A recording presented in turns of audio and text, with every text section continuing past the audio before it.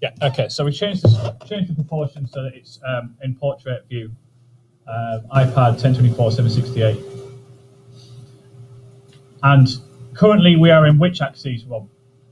So we're moving them in the x-axis, which is the horizontal.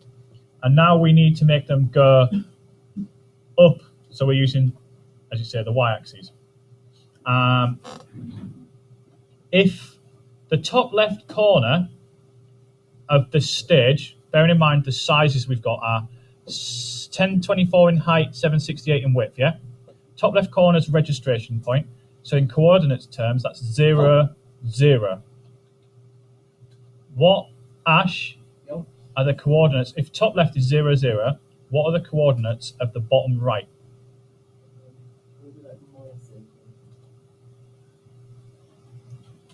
A good attempt, but missing it a little bit.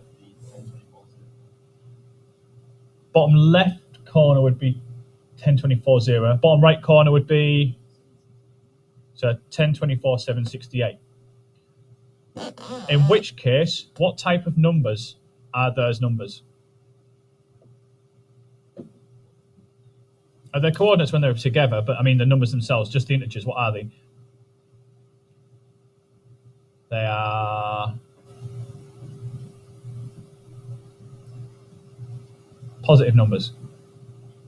They're just normal positive numbers. So if the positive numbers if the positive numbers go down, which sounds a bit weird because we would normally sort of do positive numbers going up in logical terms, what type of numbers are we going to need to use to make things go from the bottom upwards? If we're using an addition as the method, yeah. So we need to make some amendments for this. Start off with, we need to change where they're getting positioned. So instead of it being x equals 0, let's just start off with putting it somewhere in the middle of 768. So what's that put us on? 384.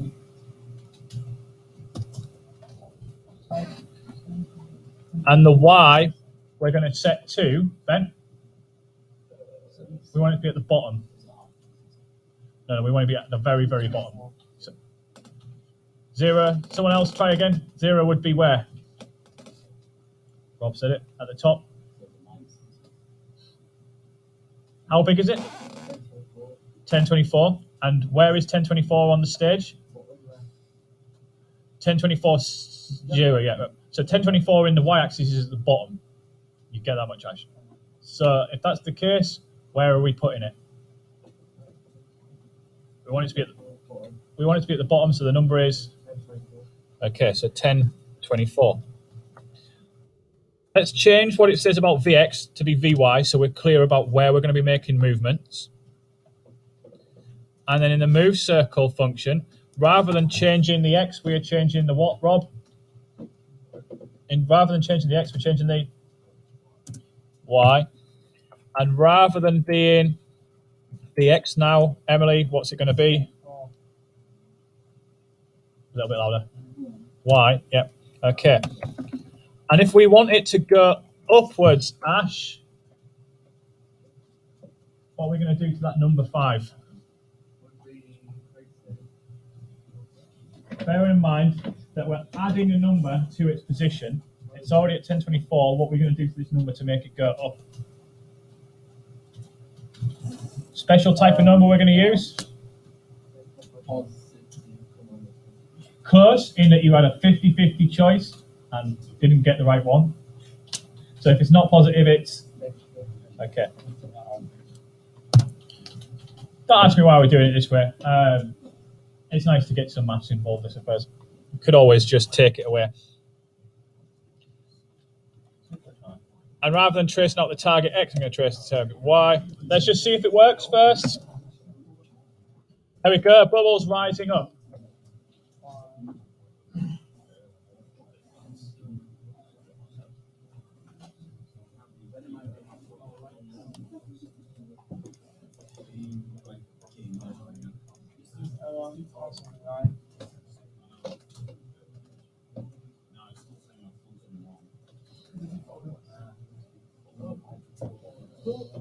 So we've made some changes there. I'm just going to pause it at that point. You can catch up.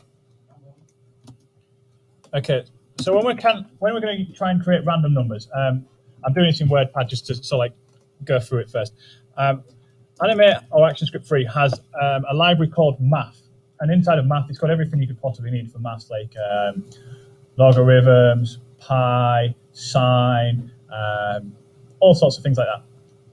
It's also got random. And the way you access it is math.random. But basically, with that random number, if we just put random, what it does is it generates a decimal between 0 and 1. So it's like 0.1, 0.10, 0.3. So then we have to amplify that to be a number of any real use, because those numbers are too small for us to do anything with. Plus, we want to create a range. And the way you create the range is you take the random number, and then you basically times it by,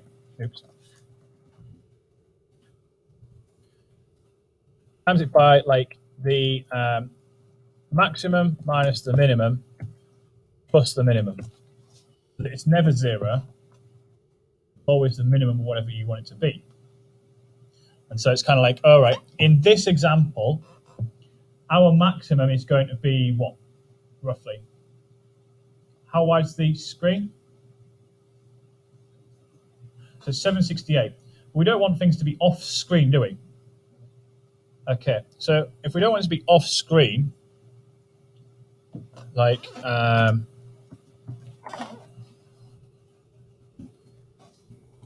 want it to be off screen, where are we measuring its position from again? In the center of those bubbles where we're measuring the position. So if we put it to the right hand side of the screen on 768, how much of the bubble will we see? Shout it out. Half, that's right. We see half of the bubble. So if we're only seeing half of the bubble, then that's not much use to us. So to see the full bubble, it would be 768 and then what?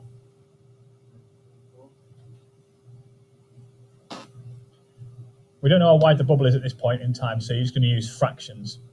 So if we can only see half of it and half of it is missing, how much of the bubble do we need to bring back?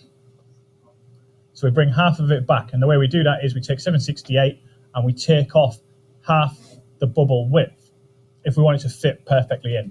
And we also do it the other side. Basically, it can't be 0, it can be half the bubble width, so that it's always on the screen. So mathematically speaking,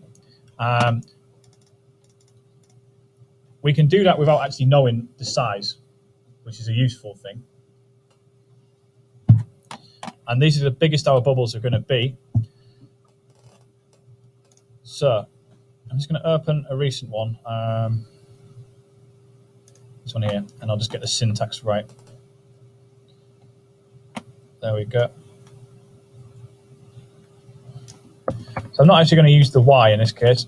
So where we set the x, because that's the variable, they're all going to start at the bottom. Rather than it being what I've used there, new circle, we c1.x, and then we've got, it's rounding, so it should round up, I think, with round. Math.random creates a number between 0 and 1. We then times that by the maximum amount.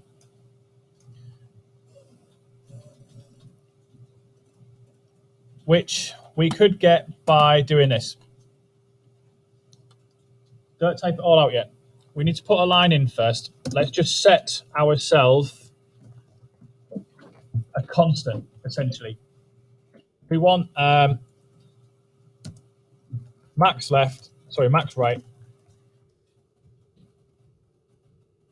and in left.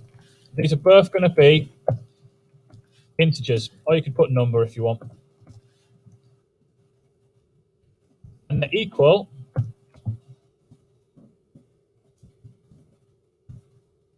we haven't got anything on stage, so we've got nothing to reference to. And I don't want to do this calculation every single time either, because it's an extra calculation. So we kind of need to know the bubble width and then move forwards. So what you're going to need to do is find that out. If you go to your library,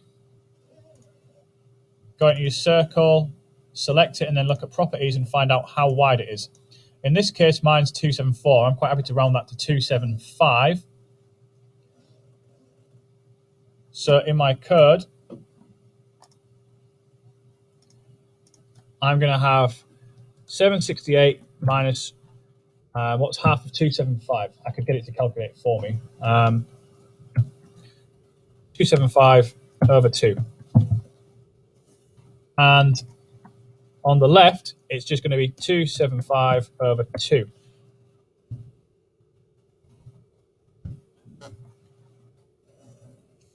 What this will allow me to do is then place in here max right, min left, and again min left.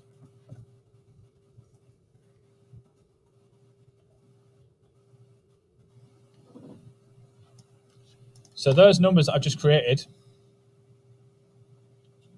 just a little bit off screen here, are going to define the left and the right.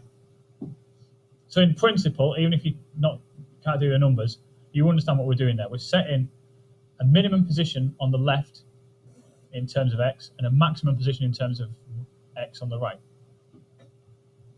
So now we'll get a random number. It's times by this. Don't have to fully understand the maths, just know that it does it. And now we see bubbles appearing across the screen. Still a little bit off, actually. Maybe my calculations are incorrect in terms of bubble width. But essentially, that's pretty close. Now it's starting to look like, some kind of random bubbles coming up from the top, yeah? Except they're on top of each other. So we then use randomness to do other things. So let's say, for instance, give it a velocity based on its size. In which case, we have to give it a random number about size. So before I move on to that, I just want you to catch up. And then, right, so everyone's managed to get the bubble-esque things moving.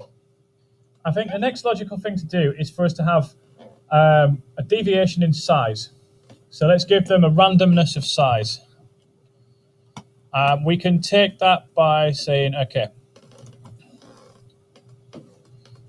give them a variable called scale, so we can just use it once, which can be an integer, and it will equal, and then we're basically taking the same thing as before. So math.round, brackets, brackets. Let's just get that working first, and then inside of there, put the brackets for the first bit, math.random times, and then in this case, we want the scale to really be between, hang about, scale's a fraction, so it will need to be, I think we can get away with math random and just put, let's try it with math random, brackets, brackets, plus 0.1.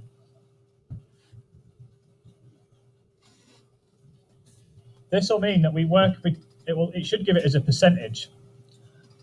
And then we'll access c1.scale. I don't know if we can do scale like that or just scale. Let's do scale to start off with and equals scale. Give that a test. This might not work, so don't necessarily copy it slavishly yet.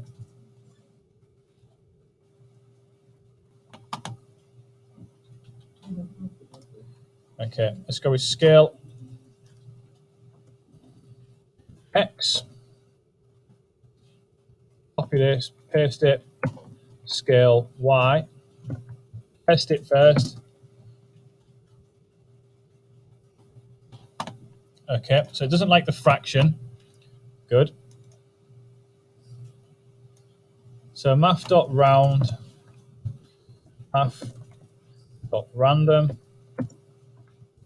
times 1, sorry, times 10 minus 1 plus 1 bracket. So it's the same thing, we're just using actual numbers.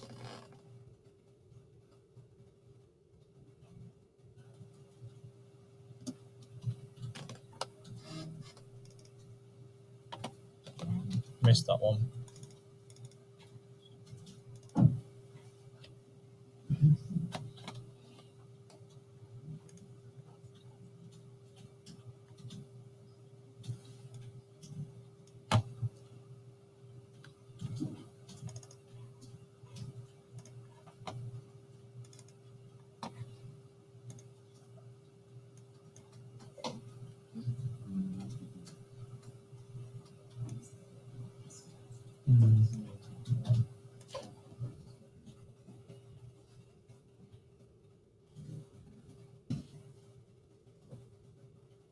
It's a little bit big, that one, isn't it? Let's change those numbers a little bit.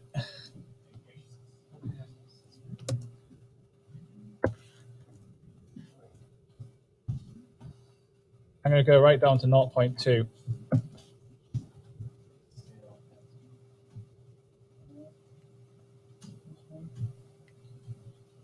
They're too big, aren't they?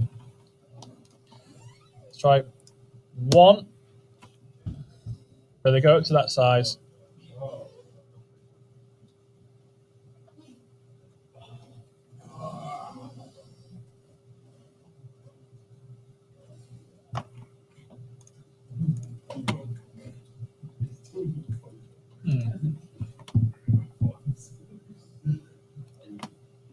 Right, what we're going to do is,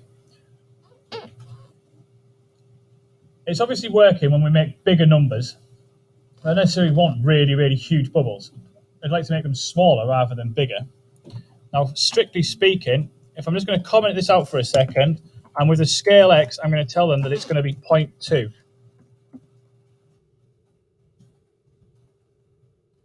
0.2. They're definitely smaller. Undoing that, I'm then going to change this to just equal a number.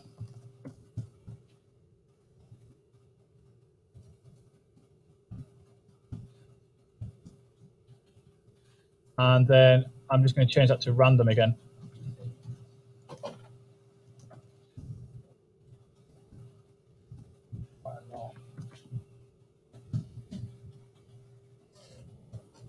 Okay, so the scale works better like that now.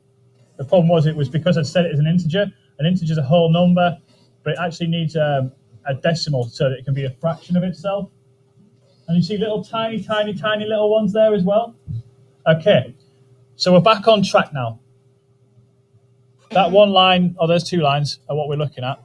However, we can then change our Vy to equal negative scale times 10 and see what that does. I'm just making that number up. It could go really, really fast. It could go really slow. But I'm expecting the bigger ones to go faster than the smaller ones first. Yeah. So would our bigger bubbles move faster than our smaller ones? Okay. Even though there's more air in them. I don't know. We're not scientists here. But we'll make the smaller ones move faster, so they're more challenging to hit. If I make that an inverse,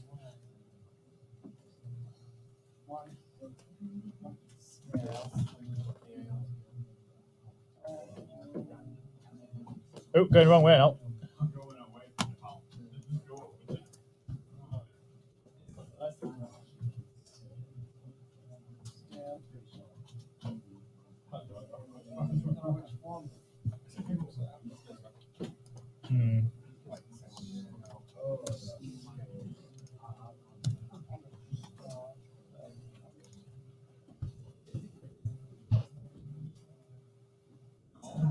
There we go.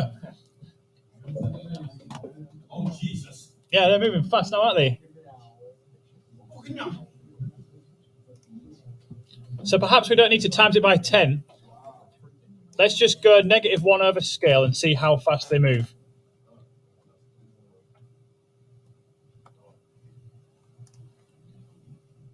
Because the 1 over is inversing it. So if we go times by 5, that might be okay. Bit of trial and error. Oh, that seems somewhere thereabouts, doesn't it? Okay, that's what you're aiming for. So we didn't change anything there. All we did was we added in this bit here and this bit here and changed this bit here.